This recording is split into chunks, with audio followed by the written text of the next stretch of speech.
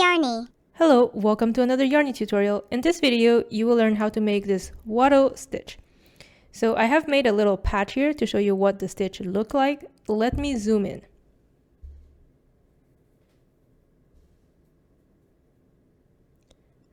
So this is what the wattle stitch looks like. It's actually a very quick stitch to work on if you want to make a blanket. It's very quick, so let's get going. So to do a wattle stitch, the first thing you need to do is a slip knot, because we will be building a chain and the foundation will be the chain. So with your slip knot, you will want to chain a multiple of 3. So depending on how long you want your project to be, just keep chaining, but make sure the total number of chain can be multiplied by 3 or can be divided by 3.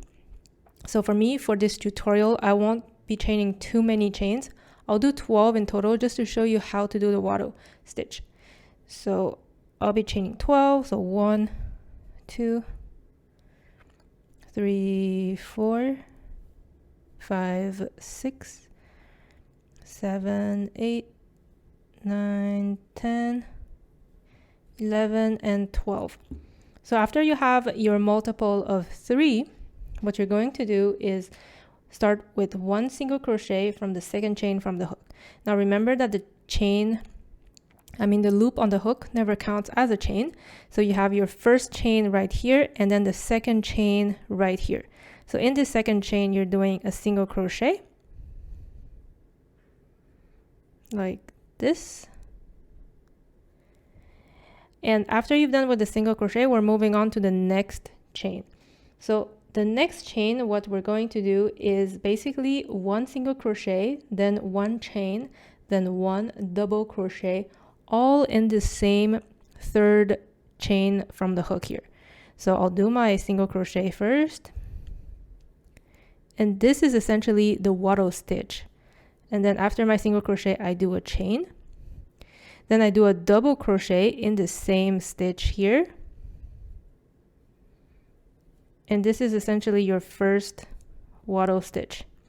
And if you're unfamiliar with how to do a slip knot and chain, a single crochet, or a double crochet, I'll link a very detailed tutorial down below so you can learn these stitches before learning the wattle stitch.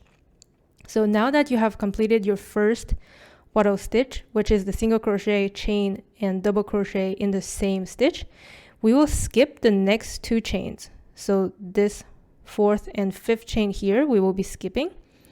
And then in the 6th chain here, I'll do another wattle stitch, which is 1 single crochet.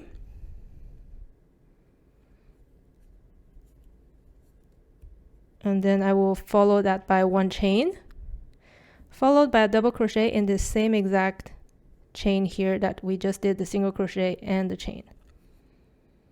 So this is my second wattle stitch that I just did. And then you basically just repeat the skipping 2 chains. So the next 2 chains I will be skipping. Then in this 3rd chain here, I'll do another wattle stitch, which is single crochet, followed by a chain, followed by a double crochet in this exact same chain stitch here.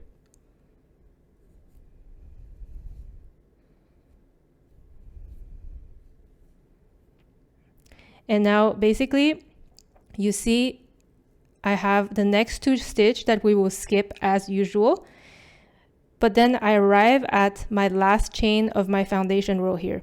Now the last chain will be a single crochet. So you insert 1 single crochet in this last chain. So what you need to remember is that the wattle stitch, for every row that you will do a wattle stitch, the beginning stitch and the ending stitch will always be a single crochet. Now, in order to add more rows to your project, it's very simple. You will do chain 1, and then you will turn your project like this, because we want to work from the right side towards the left. Now, like I mentioned, again, the first stitch of your row will be a single crochet. So at this very base here, so you will do your first single crochet, which is the starting point of your next row. And then what you're going to do is, again, you will do single crochet, chain 1, and then double crochet. But where are we going to do these? So remember in the previous row when you did your wattle stitch, every time you did a wattle stitch, it was single crochet, chain, and double crochet. Now the chain in between the single crochet and the double crochet is what creates this chain 1 space here that you can see, this one here. So your hook will go into that chain 1 space created by your last row, and then you will do your wattle stitch by doing single crochet, then the chain 1, then the double crochet in that chain 1 space.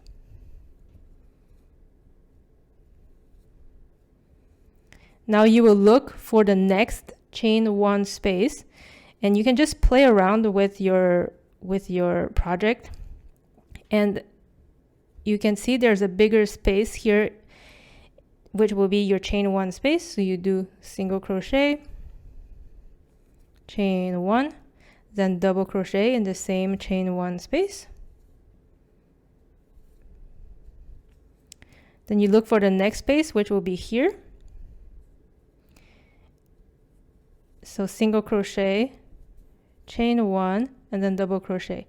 And honestly, your hook will usually very naturally go into that chain 1 space, because otherwise the other stitch are too tight for you to go into.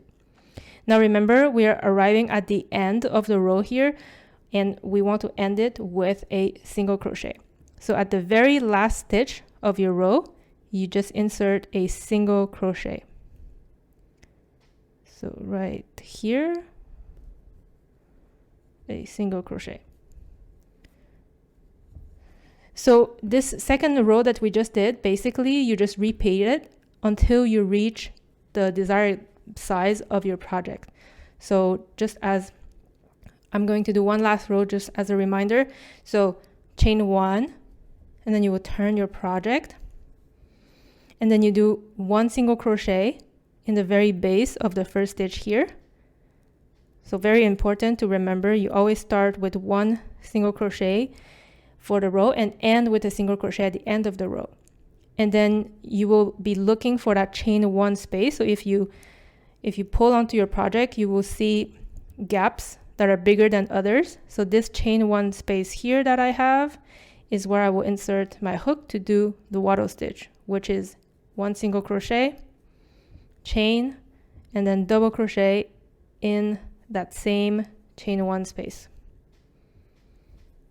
Then I will look for my next space, which is this one here. So then single crochet, chain 1, and then double crochet in the same space. And if you have a hard time finding where the chain 1 space is, then when you're doing the chain 1 space like I'm doing here, you can put stitch markers in your chain 1 space for your next row, and then eventually you will get used to it. Now the next space is this one here. So I'll do a single crochet, and then a chain 1, and then a double crochet. So for example, I would put a stitch marker here to remember that this is my chain 1 space for the next row. Now I'm arriving at the end of my row. Again, I will finish with 1 single crochet, just like this. And you just add on as many rows as you need to finish the size of your project. Now at the end, you will basically get to a larger patch, and then it will basically look like this. And the wattle stitch, what's nice is that no matter which side you're looking at for the project, it will be looking the same. So the wattle stitch is not just a one side project, is what I'm trying to say basically. All right, so I really hope you enjoyed this video and that you learned how to do the wattle stitch. I'll let you go try it out. I hope you enjoy it. Don't forget to hit the like button, subscribe to the channel, and I'll see you soon for more tutorials. Thanks for watching.